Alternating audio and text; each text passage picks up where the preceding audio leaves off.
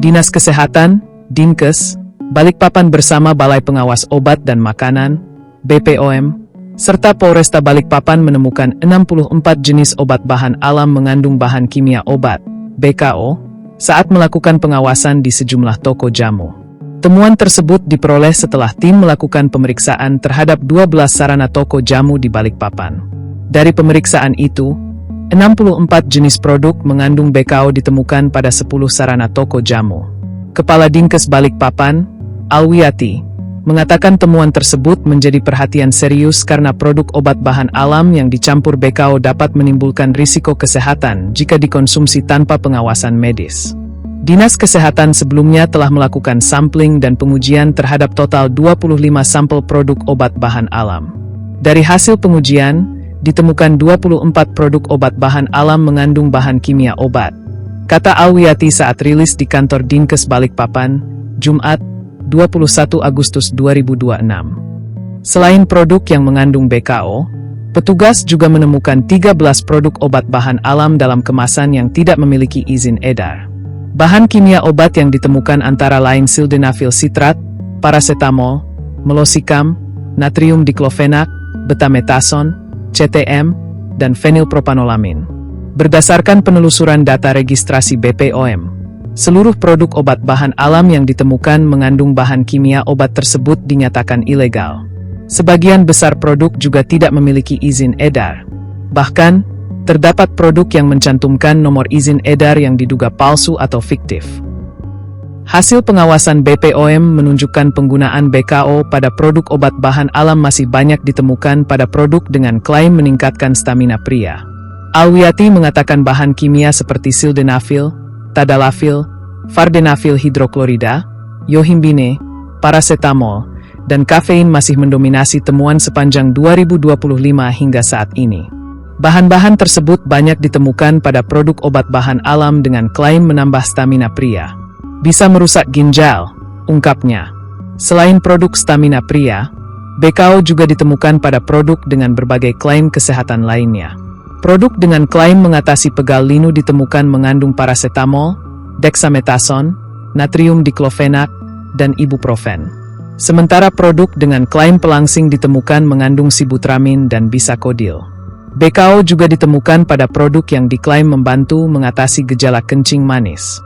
Adapun produk yang diklaim membantu menggemukkan badan ditemukan mengandung siproheptadin dan dexamethasone.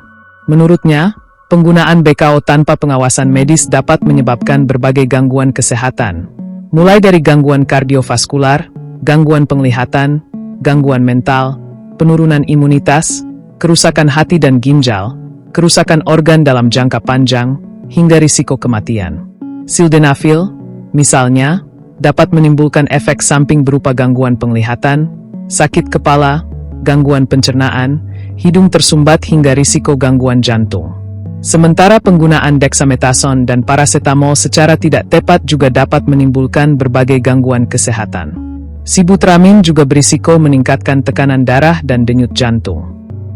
Atas temuan tersebut, BPOM dan Dinkes Balikpapan telah memberikan sanksi administratif kepada pelaku usaha yang mengedarkan produk obat bahan alam mengandung BKO.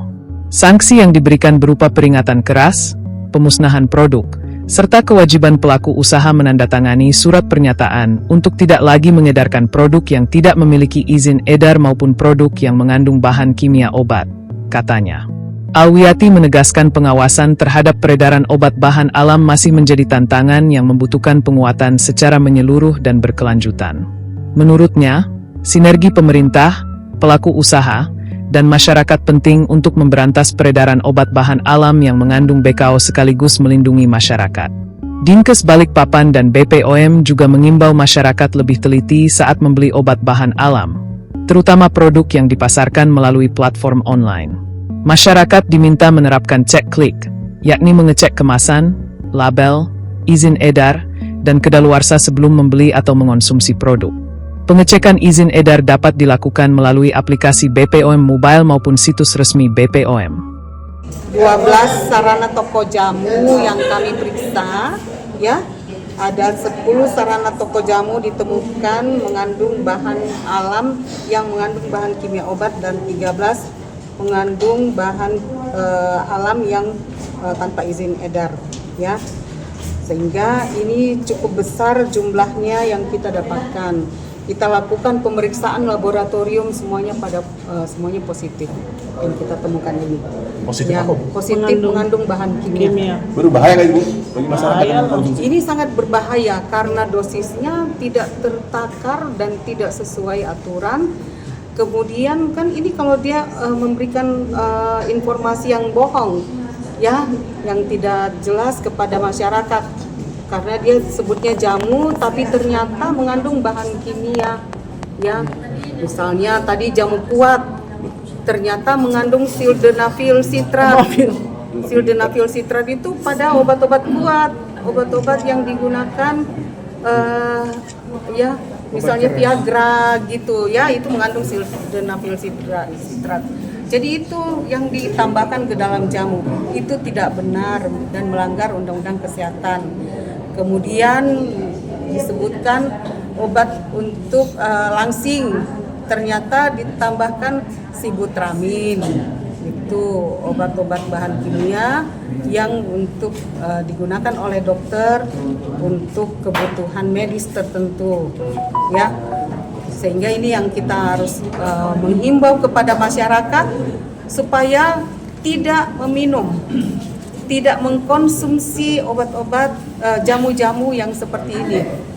Tidak meminta kepada toko jamu untuk disediakan, gitu ya. Kemudian kepada toko jamu kita akan memberikan tindakan tegas karena setiap tahun kita lakukan pembinaan, tapi tetap juga menyediakan. Ya, kita akan lakukan tindakan tegas dan ini kami tarik semua produk-produk yang mereka sediakan yang mengandung bahan kimia obat untuk kita musnahkan. Tindakan tegasnya berupa apa?